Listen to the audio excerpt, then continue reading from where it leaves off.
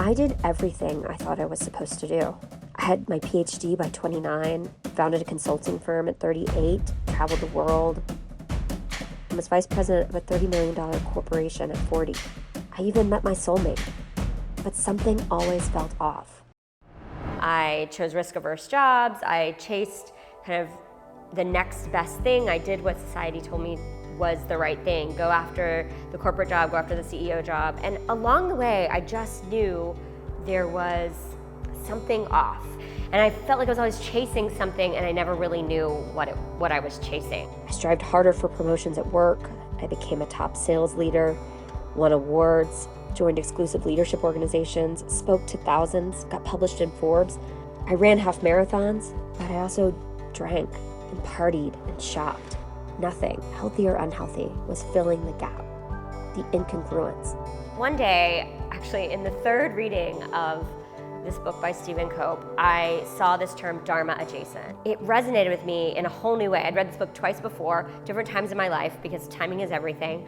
And suddenly this word, I couldn't get it out of my head. And I read about these people who also did what I did, which was chase what looked like the right path for them. They found themselves really unhappy, and they managed to figure out that they had chased something that was just slightly adjacent to where they were supposed to be, but not quite in the sweet spot. It was kind of this light bulb moment for me, because I went, that's me. Every wrong turn I made was based in fear.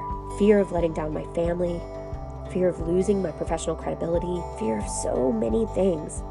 But how could I have not realized the greatest fear of all was living my entire life incongruent? I believe that we all have talents and passions and purpose within us that we haven't always allowed to manifest out into the world. We can never truly be happy until we align those paths, those career and life and family, with this true deep-seated passion, whatever that is. My calling is to help other people find that alignment. I just want to be a flashlight in a mirror, right? To help people figure out their incongruency and their roadmap to how to make that better. And it doesn't mean that everyone is gonna, throw their corporate job out the window and go, but it might just be that box of talents that you put in your attic, we get it out and we dig through it and we remind you what joy looks like. What are the moments where you feel most in line with your purpose? What does genuine joyfulness feel like? What have you always wanted to do with your life? Where your daily to-do list feels like joy and not obligation. Where your career feels like freedom, not work.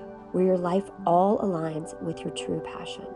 It is possible. Join the Becoming Congruent movement. Join our Facebook group, follow us on Instagram, or go to www.incongruent.org for free resources, as well as our in-depth Becoming Congruent training course.